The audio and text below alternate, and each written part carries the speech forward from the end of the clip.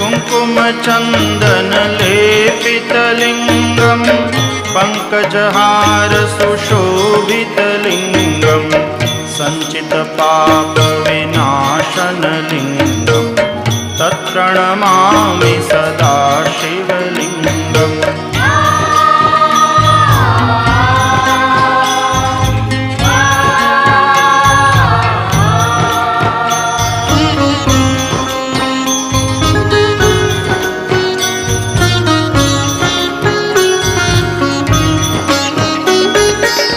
देवगणार्चितसेवितलिङ्गं भावैर्भक्तिभिरेव